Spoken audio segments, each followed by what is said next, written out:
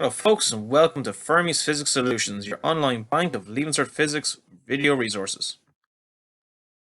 Welcome to Fermi Physics Solutions video on Leaving Cert Physics for static electricity.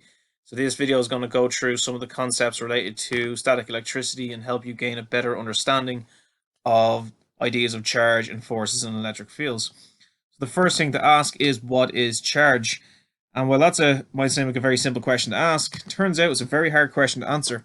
In fact, physicists don't really know what is charge, but we do know what charge does and how interactions of matter are governed by charge. But when it comes down to it, all we know is that it's some property of matter, and we don't really know why the concept or the property of charge really exists. So here's what we do know. If we take a simple atom, this one here is an atom of helium, 2 protons, 2 electrons, 2 neutrons, and this is a simple Bohr model of it. So one thing we know is that electrons orbit the nucleus, and they have what we call a negative charge. Protons exist inside the nucleus, and they have what we call a positive charge, and neutrons exist inside the nucleus, and they actually have no overall charge.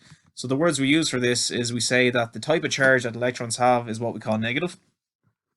The type of charge that protons have is what we call positive. And objects that don't exhibit any overall charge are objects that we call neutral. So what we can do is we can take objects and we can give them charges. For instance, if you were just to take a balloon and hang it off some string and rub it with a particular type of cloth, you can give it a positive charge. And what we can do is we can hang those balloons beside another balloon that in this case is neutral. And what we notice is if we do this, the two balloons will actually attract to each other. So a positively charged object is able to attract other neutral objects. This also works when you use a negatively charged balloon. A negatively charged object can also attract neutrally charged objects.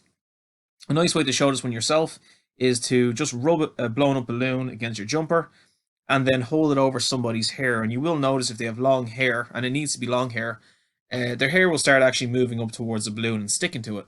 You can also pick up small little tiny pieces of paper if you cut them really small and lay them on a table. Again, charge a balloon by rubbing it on your top, and you can pick them up there.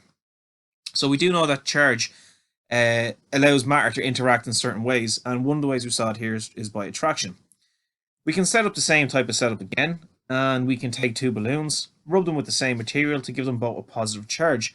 And if we do this, what we'll observe when we let them go is that they'll push away from each other. This is called repulsion. And we know that two positively charged objects will repel each other, and two negative charged objects will also repel each other. So when you have the same types of charges, they will always push away from each other. The last interaction we can have is if we take two different balloons, but rub them with different materials so that one balloon becomes positive and one balloon becomes negative. And if we just let them hang and we charge them up and then we let them go, what we'll notice is the two balloons will pull towards each other again. And again, this is what we call attraction. So to summarize so far, charge is a property of matter. We don't know what causes it, but we do know how it causes matter to interact. Charge comes in two types, and the two types that we have named them are positive charges and negative charges.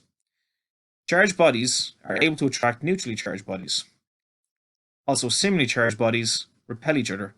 This means that they push away. As a general rule, positive repels positive and negative repels negative. And dissimilar charged bodies will also attract each other. So a positive and a negatively charged body will also attract each other, which means they'll pull towards each other. How do objects get charged though? Well, realistically, there's two ways. Charge can happen by contact, or charge can happen by... But how do objects get charged? So how do objects get charged? Well, there's two ways.